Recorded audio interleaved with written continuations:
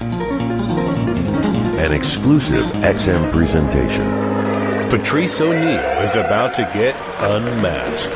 Unmasked. Truth in comedy. Swimming through the inner soul of the comedic mind. Unmasked on XM Satellite Radio. Brought to you by BowDogLife.net. Playing poker has never been easier. Sign up for free today at BowDogLife.net. Pay no attention to that man behind the curtain. You want to know how to keep your man happy? Here's how you do it. First of all, first thing you do, don't ever talk to him. Don't talk to him ever. He'll love you if you leave him the fuck alone. Secondly, in the bedroom, you gotta be a $15 hooker. Disgusting. You gotta embarrass your parents. This is Unmasked with Patrice Oneal, an XM exclusive comedy presentation. Now, from Comics Comedy Club in New York City, here's host Ron Bennington.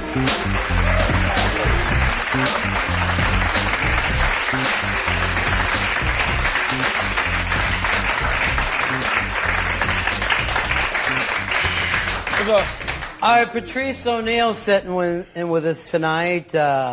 Is this like the actor's studio for It comedy? is. Here's what it is.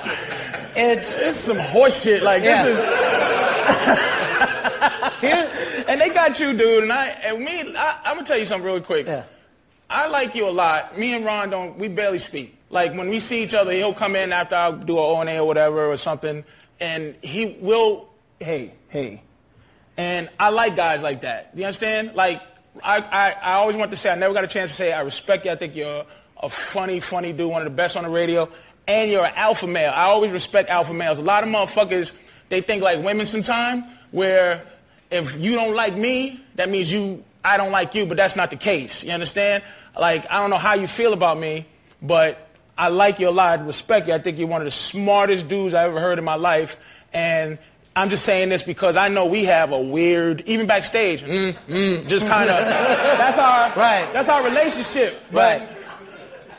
Well, I like to be paid to make chit chat. I don't see any, it's what I do for a living.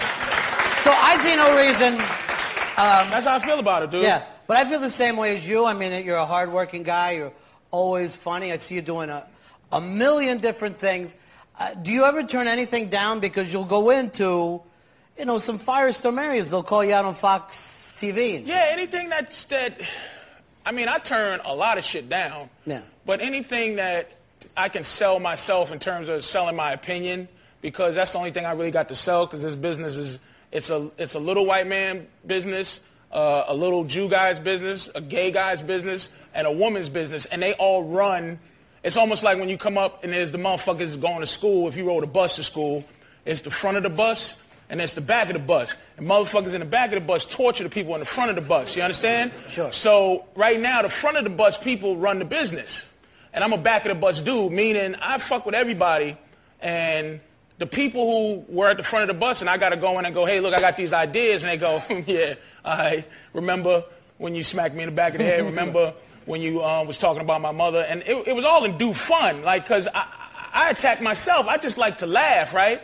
So right now, in this game, I'm trying to find people in the middle of the bus that didn't want to quite commit to being a fucked up person and didn't want to commit to being a cornball, kind of bring us together. That's the business, you know? Yeah. And essentially, when you say, do I turn shit down? I turn a lot of things down. I turn down that stupid Celebrity Fit Club, where I'm going,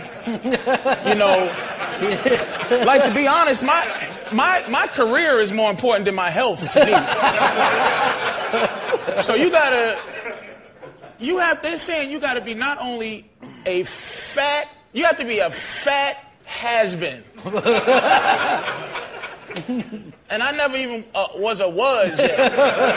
You know what I'm saying? So I'm like noted. That was an unexpected question instead of saying no. What I say yes to is things like Fox, because it's just, first of all, I think black people, we need some kind of agenda beyond just being angry every time a white guy says some shit that's supposed to hurt our feelings. I think we came further than that. So it's a chance. It's a chance for me to do that Fox thing. That Fox thing fucks me up because I got a lot of you a sellout emails. Oh, really? You fucking sellout motherfucker. You saying shit, white guys and shit. Because it looked like I was just defending middle-aged white men every week for saying shit. Right. But the reason I was on there defending speech is because, for real, black people own speech right now. We own it. That's our reparation. You know, it's an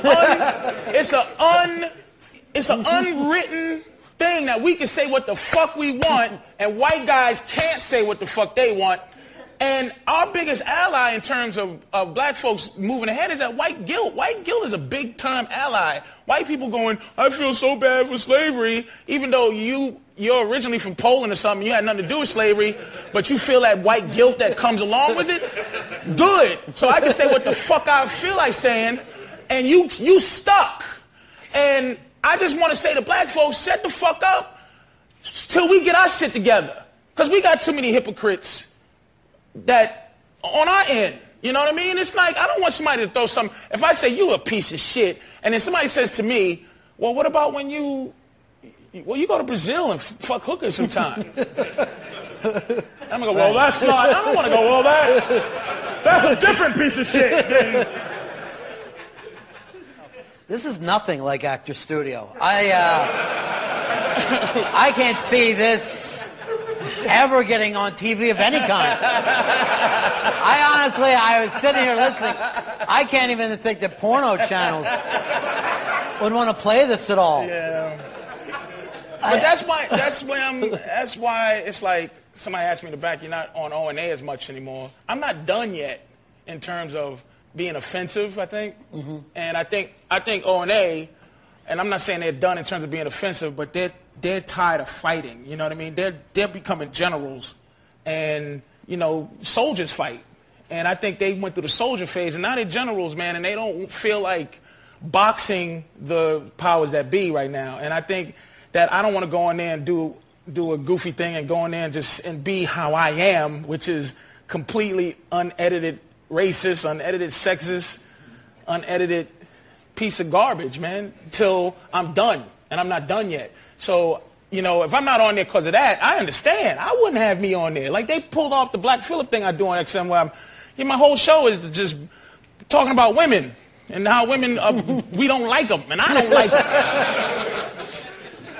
They had to yank me off. I'm not upset about that, but I'm not finished yet, you know, offending people, you know. Why is that, Patrice? What is it that you're trying to do here? What are you... That's a good question. Yeah, what are you trying to do with this? It ain't make money, because I'm stuck. One thing I learned about this game early is it's a lonely game. It's a lonely journey. It's really hard. Like, my mother didn't support me. She supports me now, but it's one of them things, it's like, this shit is a dream, and, you know, you ever try to...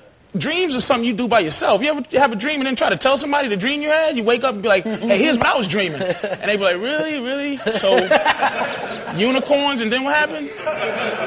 That's the same thing as saying, I want to do something besides be what's already planned out. Plumber, doctor, lawyer, you know, dentist. There's a plan. This thing here is like a leap of faith, and you just keep falling. Now, to answer your question, what I'm trying to do is be righteous. And when I say righteous, I don't mean God, you know, God righteous. I mean, just when I wake up, I know I was honest to myself. You know what I mean? And I did the whole tap dance, dude. People be like, why do you play ball? I did it. I tap danced like you wouldn't believe. Aspen 1998.